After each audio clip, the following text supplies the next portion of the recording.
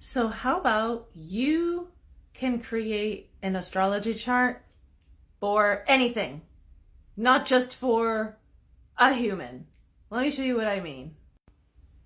Okay, so this right here is the natal chart for Ancestry videos. And you're probably like, what? So this is what it looks like, all right? The reason I did that, I was watching this video on like electional medical astrology, and for whatever reason, it got me thinking like, you know, there's natal charts for corporations and businesses. It's not just for like people being born and stuff like that.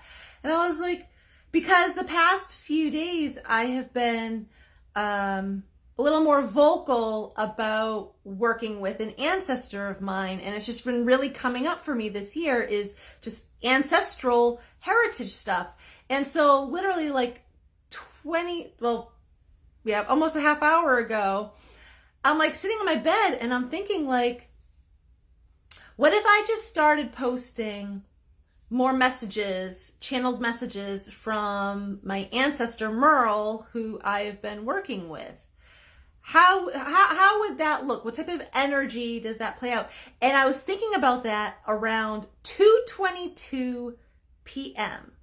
July 28th, 2024, 2:22 p.m. here in Massachusetts. And I was like, I'm going to create an astrological chart for that. I'm going to plug in that birth info and see how it looks.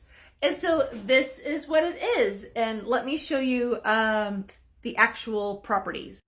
Okay. So I literally called it like ancestral videos.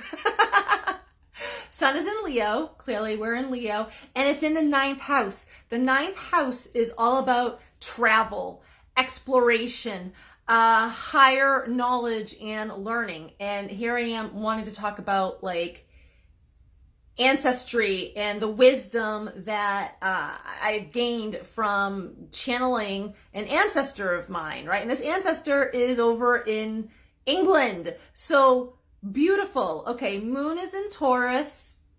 Fine. I'm not too worried about that. Mercury is in Virgo in the 10th house, all right? And I looked into that, and that's basically being able to communicate, deliver what needs to be said, in just a very clear, concrete, precise manner. It can help with my communication skills, which is fine. My natal Mercury is in Sagittarius. I forget which house that's in. Probably the 2nd house. My second house is full. And then I was like, oh, another 9th house. Okay, and this is Venus, also in Leo. And I'm like, ooh, I like this. Okay, this is like kind of showing off, right? Because Leo, guys, is, look at me. If I were to be so bold. We got a few 7th houses here. We've got Mars and Jupiter in Gemini. Followed also, I'm seeing Uranus in Taurus. But the Mars and Jupiter in Gemini, the sign of the twins, guys, this is all about communication. So with Jupiter, especially right there, this is an expansion of communication. Now, granted, 7th house is basically like the house of partnerships, connections from other people.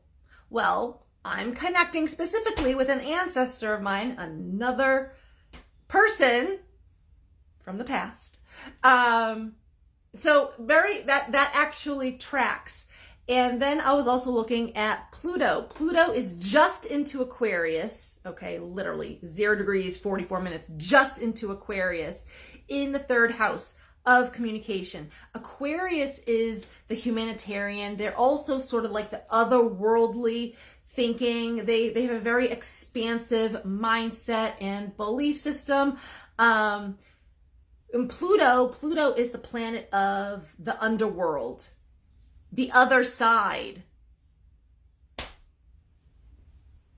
What am I talking about? And the ascendant, which ties it nicely together, Scorpio, which is like the zodiac sign for things that are hidden, things that are deep, things are in the underworld. as well. So I just thought that was actually pretty kind of cool. So I'm going to continue to make videos regarding my ancestor and my conversations with the guy.